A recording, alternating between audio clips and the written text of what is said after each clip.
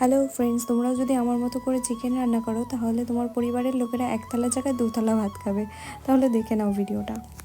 তো প্রথমেই মিক্সিতে নিয়ে নিলাম আদা, রসুন, পেঁয়াজ, কাঁচা লঙ্কা, পরিমাণ মতো হলুদ, পরিমাণ মতো লঙ্কার গুঁড়ো, পরিমাণ মতো জিরের গুঁড়ো নিয়ে নেওয়ার পরে সেটাকে ভালো করে পেস্ট করে নিলাম। পেস্ট করে নেওয়ার পরে কড়াইয়ে তেল দিয়ে সেটাতে আলু দিয়ে ওখানেই মাংস দিয়ে যে মশলাটা বানানো হয়েছিল, রেডি করা হয়েছিল, সেই মশলাটা দিয়ে নিলাম। আর বাটিতে যতটুকু মশলা লেগেছিল সেটাকে জল দিয়ে ধুয়েও দিয়ে দিলাম। তারপর পরিমাণ মতো লবণ দিয়ে সেটাকে নাড়াচাড়া করে ভালো করে মিশিয়ে নেওয়ার 10 মিনিট পরে দেখবে চিকেন থেকে কত সুন্দর জল ছেড়ে দিয়েছে। তো জল ছেড়ে দেওয়ার পরে সেটাকেই আমরা ঢাকনা দিয়ে দিয়ে ভালো করে কষে নেব। আর মশলাটা যত ভাজা হবে তত সুন্দর কিন্তু তেল ছেড়ে আসবে, তত খেতে ভালো হয়। তো মশলাটাকে ভালো করে ভেজে নেবে।